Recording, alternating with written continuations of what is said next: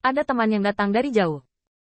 Begitu kata-kata ini keluar, Wen Tianpas menjadi sunyi, dan suasananya khusyuk. Hanya Jin Wuxilang dan Bai Guanxing yang saling memandang, dan senyuman mereka berangsur-angsur memudar. Tampaknya klan Kaisar Ke tidak terlalu menyambut kita. Kalau begitu soal aliansi, aku khawatir itu keluar dari permainan. Ini. Ke Tiangxuan sedikit bimbang, dan hanya bisa menahan senyum. Yang mulia, mengapa Anda tidak memberitahu saya sebelum Anda datang? Keluarga saya siap untuk bergegas. Yan, aliansi adalah hal yang baik. Kenapa kita tidak membicarakannya di lain hari? Bagaimana dengan hari lain? Ke Tiangxuan tertawa terbahak-bahak dan tidak lupa untuk melihat ke arah Bai Guanxing. Tetapi di wajah Bai Guanxing, kecuali kedinginan, tidak ada lagi yang bisa dilihat. Namun, gagak emas silang menggendong punggungnya dengan tangannya. Hari ini, dia mengenakan jubah brokat emas, dan disulam dengan gagak emas yang melebarkan sayapnya dan terbang di langit. Singgasana Raja. Melihat Ke Tiangxuan, Jin Wuxilang tersenyum, dan dia juga memberikan senyuman yang sama. Hei, tidak benar untuk mengatakannya.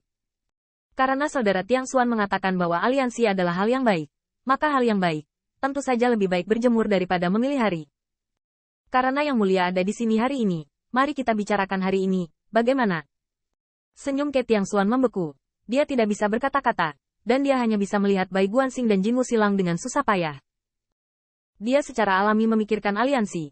Bagaimanapun, kekuatan pengadilan iblis kuno itu menakutkan, dan semua ras di dunia mengetahuinya. Dapat dikatakan bahwa kaisar-kaisar surga bergiliran untuk duduk, tetapi istana iblis kuno adalah dintian gagak emas, yang tidak berubah di masa lalu. Tapi wajah Bai Guanxing, dia juga harus memberi. Bahkan ini bukan lagi wajah. Meskipun Bai Guanxing belum mencapai kaisar, tetapi potensi putra Baize sangat buruk, tidak ada yang meragukan. Adegan itu canggung untuk sementara waktu, dan Qin Yichen tidak perlu bicara lebih banyak, dia pasti mendukung penuh Bai Guanxing. Sulit bagi sekelompok anggota tingkat tinggi dari klan Dike untuk berbicara, tetapi Putri Wenxin berdiri dan berkata, bahkan jika Anda ingin berbicara, keagungan ke-10 akan menunjukkan ketulusan ketika Anda datang sendiri. Mengapa Anda harus waspada terhadap dua penyihir leluhur? Sejujurnya, Putri Wenxin memiliki kesan buruk tentang istana iblis kuno. Bagaimanapun, dia bersama Mumu dan sering diburu bersama. Tetapi Putri Wenxin juga tahu bahwa tingkat peristiwa aliansi ini bukanlah sesuatu yang bisa dia ikuti. Dia hanya bisa berdiri di sudut pandang pribadi dan mengucapkan beberapa kata untuk Bai Guanxing. Apalagi ini bukan suara Putri Wenxin saja. Pada saat ini, para tamu yang turun dari istana iblis kuno, kecuali Kaisar Muda, apa yang lainnya? Jin Wuxilang, Su Jiuyin, bekerja sama. Siapapun dapat bersaing dengan yang kuat di alam kaisar. Dan bahkan jika kekuatan pelanggaran mereka tepat, akan sulit bagi yang kuat di alam kaisar untuk melawan. Jin Wuxilang datang untuk berbicara dengannya sendirian, dan dia bertanya apakah Tiang Wan dapat menerimanya. Tapi sekarang 10 yang mulia dari pengadilan iblis kuno membawa dua penyihir leluhur. Sederhananya, pembicaraan itu benar-benar berantakan. Dia bertanya apakah Tiang Wan bisa menahannya. Tidak cukup untuk membunuh ketiga monster hebat ini. Itu buruk.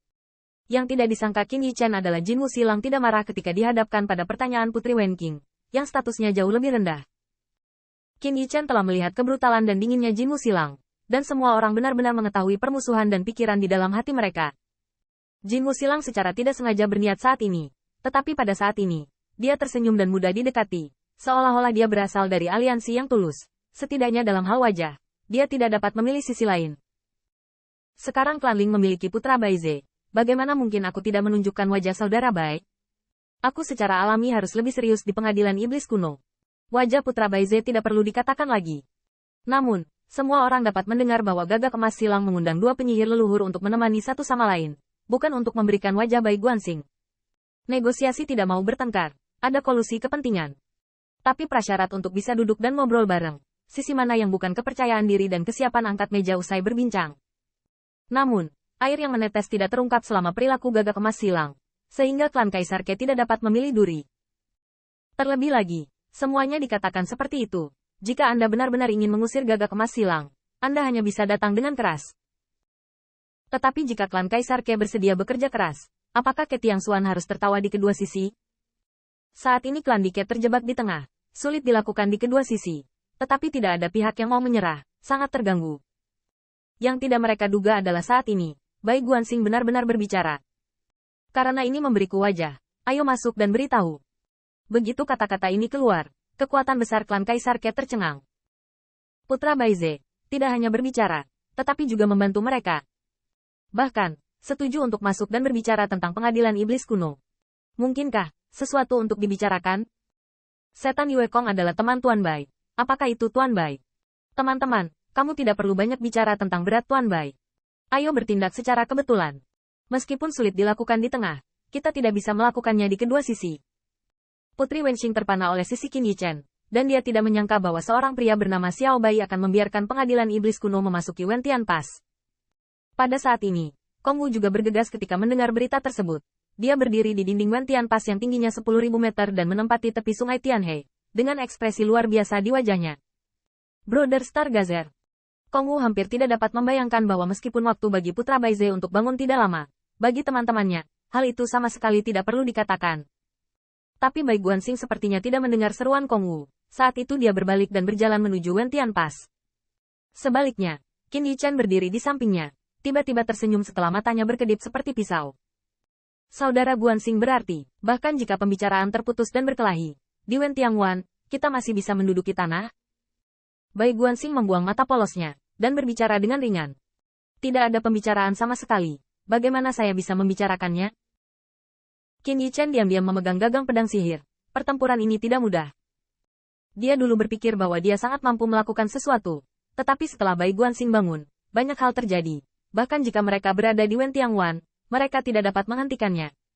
Gemuruh. Gerbang dewa yang menjaga langit dan bumi di Wentiangwan dibuka dengan suara keras, dan kerumunan Ke Tiangxuan merapikan jubah mereka dan menyapa mereka dengan sungguh-sungguh.